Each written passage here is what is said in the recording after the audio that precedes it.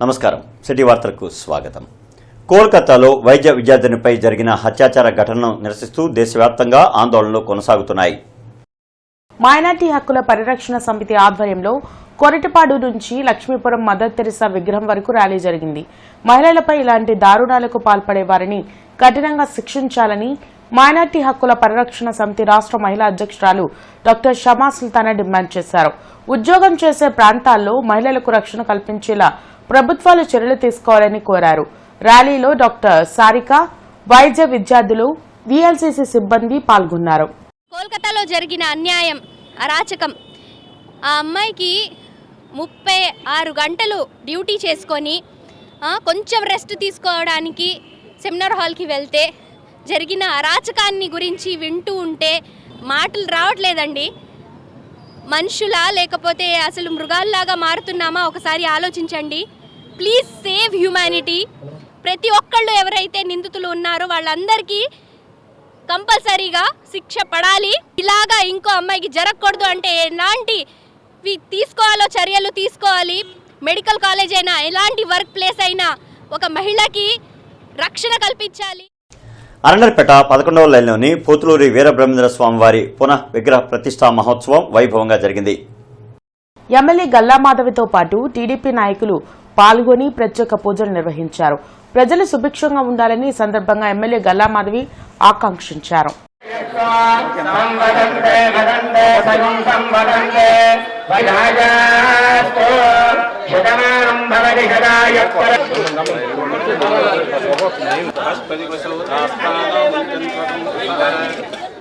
ఈ రోజు ఎక్కడ చూసినా కూడా ఏ నాయకుడి నోటంలో చూసినా కూడా ఆ రోజు బ్రహ్మం గారు కాలజ్ఞానంలో చెప్పిందే జరుగుతుందనేటువంటి ఎక్కడ చూసినా వాదన వినబడతా ఉంది. తప్పకుండా మరి బ్రహ్మం గారి కాలజ్ఞానం రాసినటువంటి రవ్వలకొండని మరి పర్యాటక కేంద్రంగా చేయడమే కాకుండా బ్రహ్మం గారి మఠాన్ని కూడా అభివృద్ధి పదంలో తీసుకెళ్ళి యావత్తు భారతదేశంలో ఉన్న అందరూ కూడా బ్రహ్మం గారి భక్తులు అందరూ కూడా ఎంతో గర్వంగా అక్కడికి వెళ్ళి చూసి దర్శించుకుని ఆయన యొక్క ఆశీస్సులు పొందే విధంగా గుడిని కూడా అభివృద్ధి చేయాలనే ఆలోచనలో ఉన్నాం. తప్పకుండా విశ్వబ్రాహ్మణులే కాకుండా అన్ని కులాల వాళ్ళు కూడా బ్రహ్మంగారి భక్తులు ఉన్నారు, అందరూ సహకరించడానికి సిద్ధంగా ఉన్నారు. నల్లపాడు పోలీస్ స్టేషన్ పరిధిలో నిర్వహించిన పోలీసుల నాకాబందీలో సీజ్ చేసిన వాహనాలకు రవాణా శాఖ అధికారులు జరిమానా విధించారు. ట్రాఫిక్ రూల్స్ ను అతిక్రమించడంతో పాటు వాహనాలకు సరైన పత్రాలు లేకపోవడం, డ్రైవింగ్ లైసెన్స్ లేకుండా ఉన్న 198 వాహనాలను గుర్తించినట్లు నల్లపాడు పిఎస్ సిఐ వంశీధర్ తెలియజేశారు. పోలీస్ పెరేడ్ గ్రౌండ్స్ లో డ్రైవింగ్ లైసెన్స్ లేకుండా వాహనాలను నడిపిన వారికి కౌన్సిలింగ్ ఇచ్చినట్లు చెప్పారు. 8 ప్లేసుల్లో వెహికల్ చెకింగ్ చేయడం జరిగింది. దీనికి సంబంధించి 8 వెహికల్ చెకింగ్ ప్లేస్లో మొత్తం 198 వెహికల్ జరిగింది. దీంట్లో triple riding, minor driving, rash driving, driving licence, without driving licence, అట్లాగే నెంబర్ ప్లేట్లు లేని వెహికల్స్, ఇవన్నీ 198 వెహికల్స్ సీజ్ చేసాం. దీనికి సంబంధించి బ్రేక్ ఇన్స్పెక్టర్ ఎంఏఎల్ చేత, మోటార్ వెహికల్ ఇన్స్పెక్టర్ గారి చేత ఫైనాన్షియల్ జరుగుతుందన్నమాట. అంటే పబ్లిక్ ఏమని కోరుతున్నాం అంటే ఎక్కువ మంది వీళ్ళంతా చిన్నపిల్లలకి డ్రైవింగ్ ఇచ్చేస్తున్నారు, యాక్సిడెంట్లు అవుతున్నాయి, ఇన్సూరెన్స్ ఉండలేదు, వాడికి ఇన్సూరెన్స్ క్లెయిమ్ కావట్లేదు అని యాక్సిడెంట్ అయినా కానీ ఎవరైతే విక్టిమ్స్ ఉంటారో వాళ్ళకి. అదేవిధంగా ట్రిపుల్ రైడింగ్ చేస్తున్నారు ఎక్కువ మంది. దాని ఇంపాక్ట్ పడటం, వాళ్ళకి దెబ్బలు తగ్గడం, వాళ్ళకి తగిలే కాక వేరే వాళ్ళకి ఆపోజిట్ వాళ్ళు కూడా వాళ్ళు ఏం తప్పు చేయకపోయినా వాళ్ళకి దెబ్బలు తగలటం, ప్రాణాలు కోల్పోవడం జరుగుతుంది. అట్లాగే ట్రాఫిక్ కూడా రెగ్యులేట్ చేయడం కోసం గుంటూరు జిల్లా ఎస్పీ గారు సతీష్ కుమార్ సార్ ఐపీఎస్ ఆయన చెప్పిన ఉత్తర్వుల మేరకు వాయనాడ్ ప్రకృతి బీభత్సంతో రోడ్డున పడ్డ బాధితులకు అండగా నిలిచేందుకు ఎన్ఎస్యుఐ విరాళాల సేకరణ కార్యక్రమాన్ని చేపట్టింది. వారం రోజుల పాటు నిర్వహించిన ఈ కార్యక్రమం ద్వారా 50,970 రూపాయల విరాళాన్ని వాయనాడ్ బాధితులకు అందించనున్నట్లు ఎన్ఎస్యుఐ జిల్లా అధ్యక్షులు కరీం తెలిపారు. ప్రజలు కష్టాల్లో ఉంటే వారికి కాంగ్రెస్ పార్టీ ఎప్పుడూ అండగా నిలుస్తుందని డీసీసీ అధ్యక్షులు ఈశ్వర్రావు అన్నారు.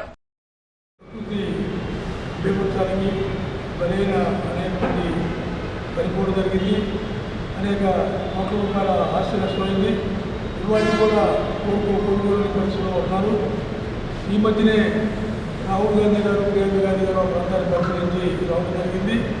ఆల్ ఇండియా ఎన్ఎస్ఐ గ్రూప్ గారు ఇక్కడ విరాళాలను సేకరించి ఈ డబ్బుని మరి ఆ బాధితులకి పంపించడానికి వెంటనే కృషి చేశారు.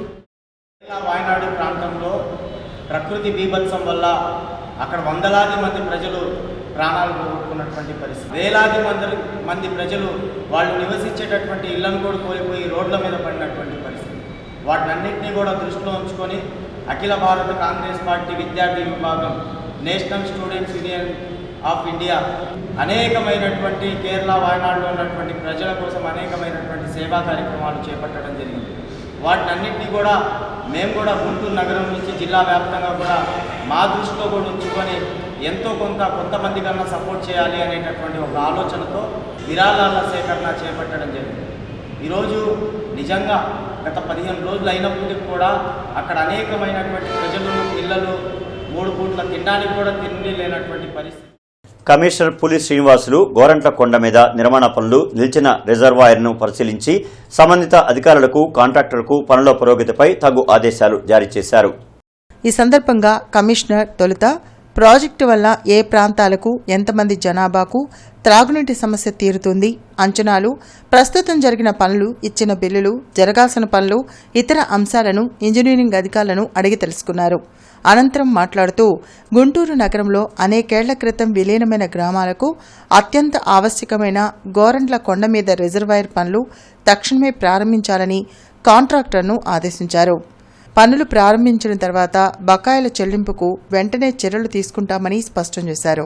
నగరపాలక సంస్థ కౌన్సిల్ సమావేశంలో కూడా ప్రజాప్రతినిధులు సదరు ప్రాజెక్టు ప్రాధాన్యత, జాప్యంపై కౌన్సిల్ దృష్టికి తెచ్చారన్నారు. ఇంజనీరింగ్ అధికారులు పనులను ఎప్పటికప్పుడు పర్యవేక్షణ చేస్తూ వేగంగా జరిగేలా చూడాలని ఆదేశించారు.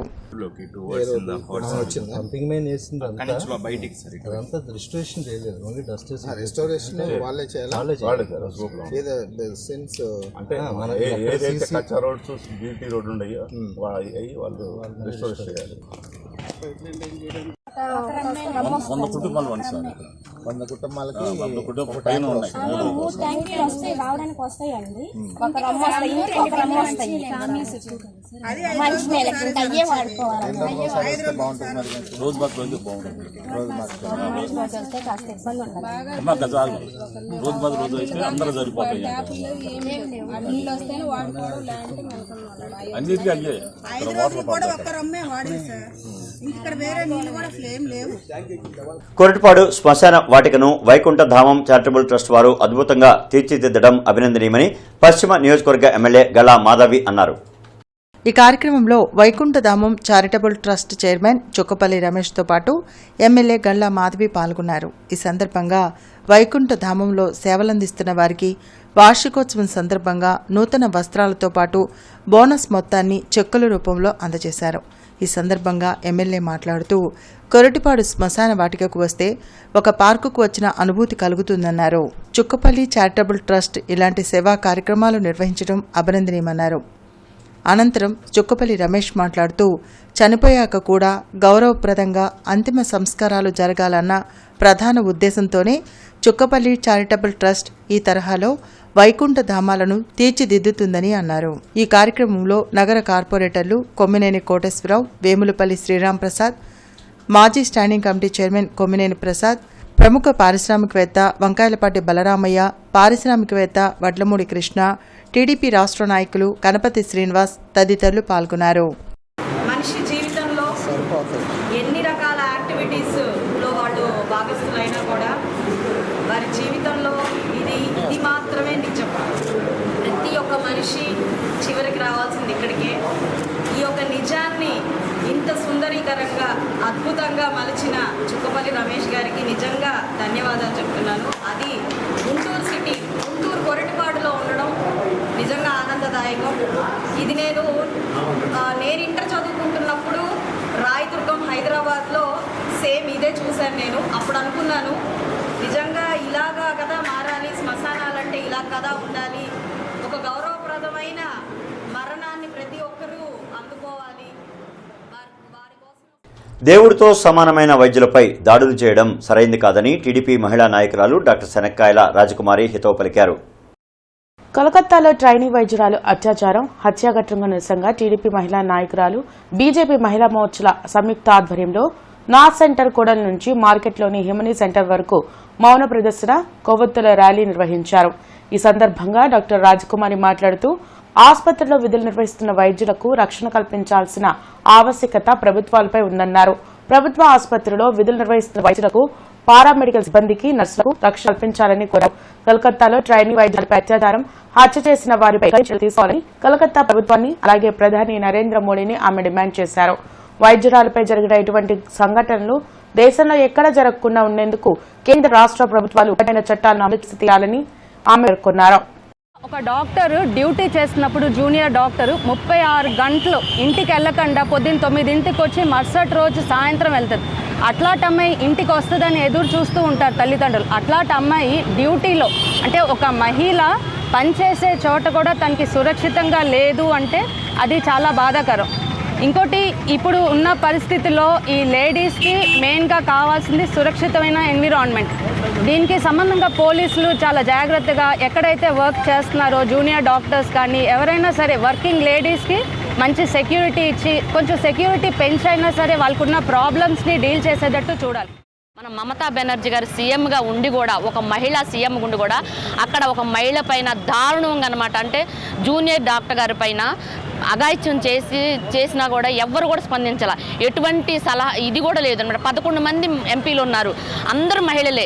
అయినా కూడా ఎటువంటి ఇదనేది వాళ్ళల్లో మార్పు అనేది రాలేదు. ఎక్కడో జరిగిన దానికైతే రెస్పాండ్ అయ్యారే కానీ వాళ్ళ రాష్ట్రంలో జరిగినా కూడా ఎటువంటి వాళ్ళల్లో ఒక్క స్పందన అనేది లేదు. మాకు చాలా బాధాకరంగా ఉంది. ఎందుకంటే డాక్టర్లు అనేవాళ్ళు మనుషుల ప్రాణాలను కాపాడేవాళ్ళు.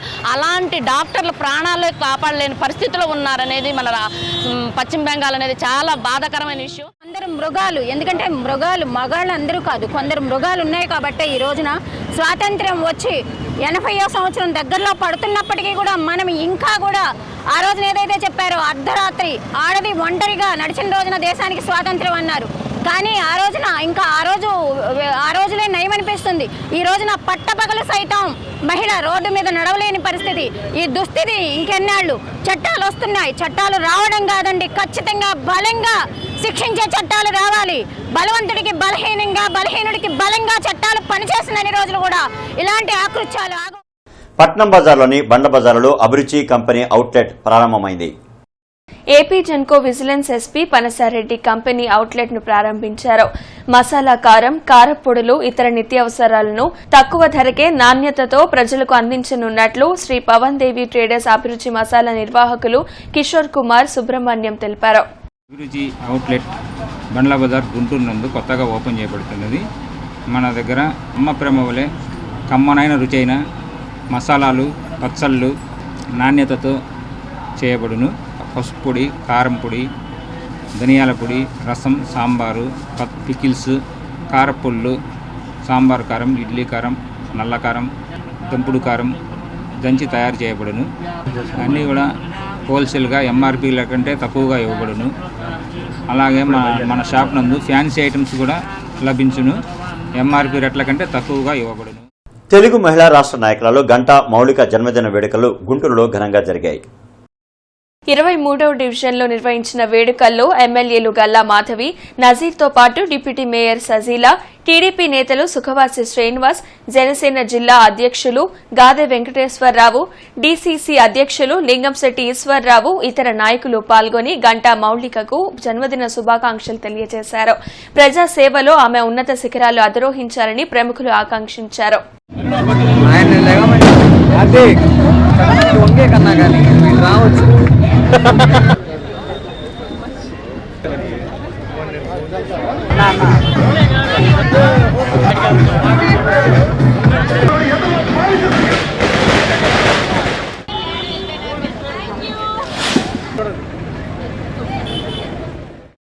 నిండు నూరేళ్లు ఆయురారోగ్యాలతో అష్టైశ్వర్యాలతో అమ్మాయి వర్ధిల్లాలని, ప్రజాసేవలో తన జీవితం అంకితం చేయాలని, నిత్యం ఇలా సంతోషంగా మెలగాలి అని ఆవిడని ఆశీర్వదిస్తూ, అదేవిధంగా ఈ 3 బొమ్మల సెంటర్ అదే 23వ డివిజన్లో వారు చేపట్టే కార్యకలాపాలకి ఎప్పుడూ ప్రజలకు చేరువలో ఉండి మంచి చేస్తూ ప్రజా శ్రేయస్సు కోసమే వారి పనితీరు ఉండాల్సిందిగా నేను కోరుకుంటూ మరొకసారి ఈ వేడుకల్లో భాగస్వామ్యం సంతోషిస్తాను. గుంటూరు పశ్చిమ నియోజకవర్గంలో ప్రతిపక్షంలో ఉన్నప్పుడు కూడా తనదైన శైలిలో ప్రజా పోరాటాలు నిత్యం కూడా పార్టీకి అంకితమై పనిచేస్తున్నటువంటి గంటా మౌనిక గారి జన్మదినం ఈరోజు ఎంతో ఘనంగా నగరంలో తెలుగు మహిళా నాయకురాలతో పాటు అందరూ కూడా పెద్దలందరూ కూడా ఈ కార్యక్రమంలో భాగస్వాములై దీవించడం జరిగింది. తప్పకుండా రాబోయేటువంటి రోజుల్లో గంటా మోనికా గారికి ఒక మంచి అవకాశం తెలుగుదేశం కూటమి ప్రభుత్వం రావాలని చెప్పి, రాజకీయంగా ఇంకా ముందుకు సాగాలని చెప్పి మనస్ఫూర్తిగా కోరుకుంటున్నాం. ఇంత బిజీ షెడ్యూల్లో కూడా ఇచ్చేసిన మన ఎమ్మెల్యే గారికి ప్రతి ఒక్కరికి కూడా పేరు పేరున హృదయపూర్వక ధన్యవాదాలు. ఎంత బయట ఎలా ఉందో సిచ్యువేషన్ అందరికీ తెలుసు. ప్రజలకి సేవ చేయడంలో 24 అవర్స్ కూడా స్పెండ్ చేస్తున్నా కూడా మన కార్యకర్తలకి ఇంపార్టెన్స్ ఇచ్చి వాళ్ళు పిలవంగానే వాళ్ళ టైంలో మాకు టైం స్పెండ్ చేసి ఇక్కడికి వచ్చేసినందుకు ప్రతి ఒక్కరికి, ముఖ్యంగా గల్లా మాధవి గారికి మాకు ఎప్పుడూ కూడా ఏ పని ఉంది అని చెప్పేసేసి ఇన్ఫార్మ్ చేసినా కూడా నేనున్నాను మీరు కానిచ్చండి అని చెప్పేసేసి. శ్రీ వాసవి మిత్రమండలి అదునులో ప్రముఖ ఆధ్యాత్మిక ప్రవచనకర్త గౌరీశంకర్కు ఘన సత్కారం జరిగింది. పండరీపురంలోని గౌరీశంకర్ స్వగృహంలో నిర్వహించిన ఈ సత్కారంలో శ్రీ వాసవి మిత్రమండలి ప్రతినిధులు అన్నా పూర్ణచంద్రరావు, అరవపల్లి సాంబశివరావు తదితరులు పాల్గొన్నారు. అమ్మవారి ఆశీస్సులతో లోకం సుభిక్షంగా ఉండాలని ఈ సందర్భంగా గౌరీశంకర్ ఆకాంక్షించారు. 33 సంవత్సరాల నుంచి వారితో ప్రతి కార్యక్రమం జరుపుతున్నాం. ఈరోజు శ్రావణ మాసంలో వారిని సత్కరించుకోవడం మేము అదృష్టంగా భావిస్తున్నాం. నా పేరు అన్నా పూర్ణచంద్రరావు. మా ట్రెజరర్ గారు తిరుపతి అశోక్ కుమార్ గారు, మా వైస్ ప్రెసిడెంట్ అరవపల్లి సాంబశివరావు గారు కూడా వచ్చి ఈ కార్యక్రమంలో పాల్గొన్నారు. వారికి, మాకు, మా సంస్థకి వారి ఆశీస్సులు ఉండాలి భగవంతుడు కోరుకుంటున్నాం. మహిళలకు మంగళ సౌభాగ్యాన్ని, ఆరోగ్యాన్ని, జ్ఞానైశ్వర్యాన్ని, శక్తిని, మనోబలాన్ని ప్రసాదించేటువంటి ఆ మహాలక్ష్మి పేరిట జరుపుకునేటువంటి ఈ పవిత్ర శ్రావణ మాసంలో వారి శ్రీ వాసవి మిత్రమండలి అన్నా పూర్ణచంద్రరావు గారు ఆధ్వర్యంలో ఈ కార్యక్రమంకి వచ్చాయా మిమ్మల్ని సముచిత రీతిని సత్కరిస్తామంటే ఇది అమ్మవారి ప్రసాదంగా భావిస్తున్నాను. వాసవి మిత్రమండలి కానీ, వాసవి వాళ్ళ కుటుంబ సభ్యులు కానీ చల్లగా ఉండాలి. అమ్మవారి వాళ్ళందరికీ కొండంత అండగా, నిండుగా, దండిగా, మెండుగా ఆశీస్సులు అందించాలి. కూటమి ప్రభుత్వం వచ్చాక వైసీపీ నాయకులపై కక్ష సాధింపు చర్యలకు పాల్పడుతోందని మాజీ మంత్రి అంబటి రాంబాబు ఆరోపించారు. మా ప్రభుత్వంలో మద్యం అమ్మకాలు తగ్గాయి. మద్యం అమ్మకాలు తగ్గితే స్కామ్కు అవకాశం ఎక్కడుంటుంది? కక్ష సాధింపు చర్యలు ఉండవని చంద్రబాబు చెబుతున్నాడు. కానీ చెప్పే మాటలకు చేతలకు తేడా ఉంది.